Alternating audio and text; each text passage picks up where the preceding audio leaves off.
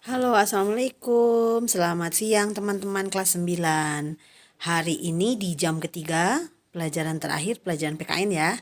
Nah, kita masih nyambung di materi yang minggu lalu, yaitu tentang keberagaman.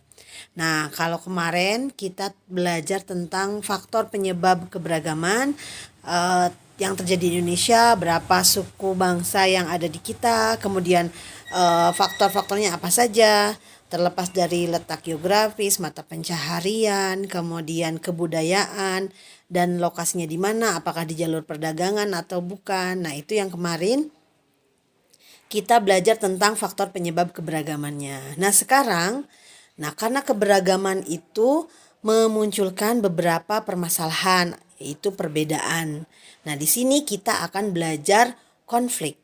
Nah, ya, jadi di sini teman-teman bisa lihat dari slide yang pertama bahwa Indonesia nih di bawahnya ada gambar-gambarnya bahwa kita itu memang diversity ya, berbeda-beda. Oke, belajar konflik permasalahan keberagaman masyarakat Indonesia. Nah, as you seen, maaf, yang seperti yang teman-teman lihat di slide-nya bahwa di negara kita itu kan banyak sekali culture-nya, banyak warna kulit, banyak bahasa, banyak budaya ya, seperti yang nampak di gambar. Nah, keberagaman masyarakat itu merupakan sebuah anugerah.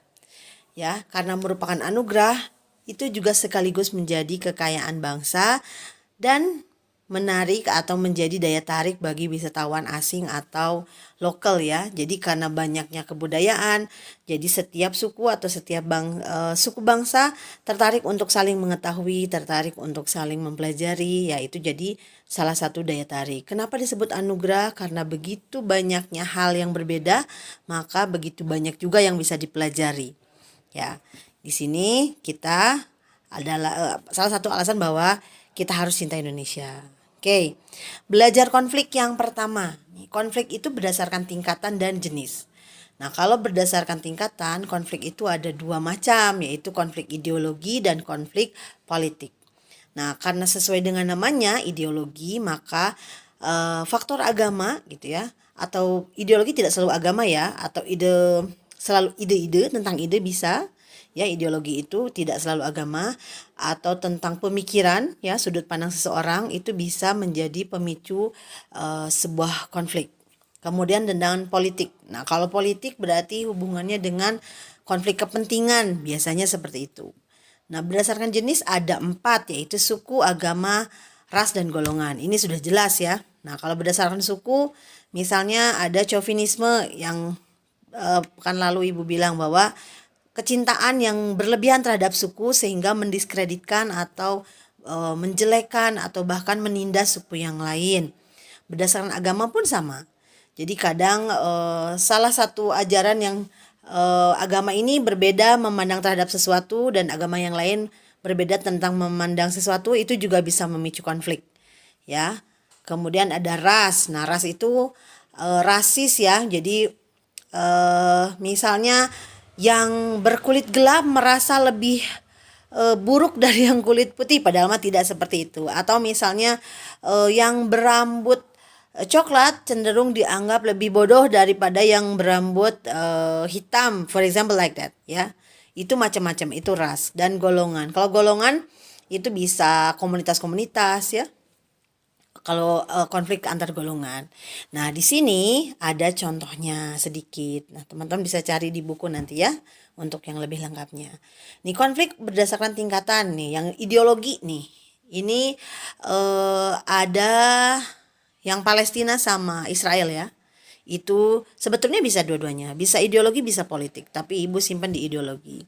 Karena ini bukan hanya tentang yang lagi heboh itu ya, yang bertahun-tahun konflik ini. Jadi tidak hanya tentang agama, tetapi juga tentang sumber dayanya, tentang sumber daya manusia dan alam maksudnya gitu ya. Ini so many factors, tapi Ibu masukkan ke dalam ideologi. Kemudian politik. Nah, yang lagi panas sekarang nih di dunia internasional itu adalah tentang Amerika dan Iran. Ya, ini waktu zamannya Presiden Donald Trump, tapi sekarang zamannya Presiden Biden, Ibu tidak tahu apakah masih memanas atau sudah cooling down. Nah, kalau konflik berdasarkan jenis, nah teman-teman bisa lihat di sini konflik berdasarkan golongan nih. Ini nih ada Persib sama Jackmania. Nah ini adalah konflik golongan ya. Karena satu golongan merasa lebih bagus dari golongan yang lainnya gitu ya, heboh.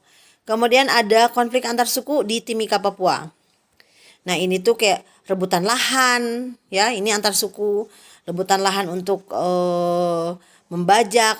Ini rebutan lahan kayak gitu. Kemudian ada konflik agama nih. Di sini ada kebebasan beribadah dan beragama bagi setiap warga negara. Jadi ada orang yang dilarang untuk di negara kita masih ada sebagian daerah yang misalnya orang Islam masih sulit untuk melakukan ibadahnya di beberapa daerah tertentu ya, ataupun sebaliknya gitu ya.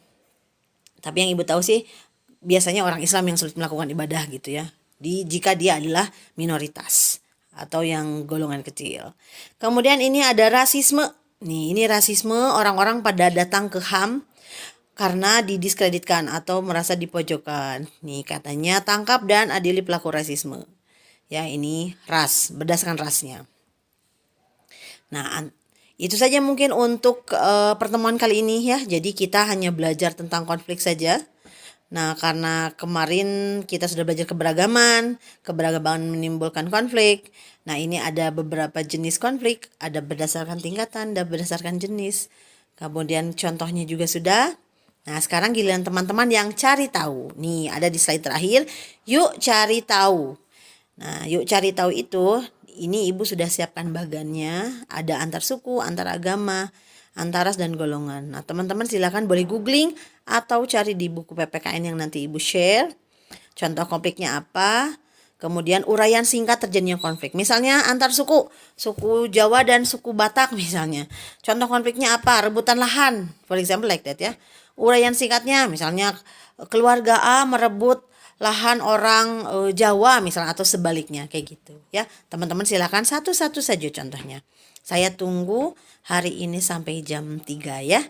Selamat mengerjakan, selamat belajar. Assalamualaikum warahmatullahi wabarakatuh.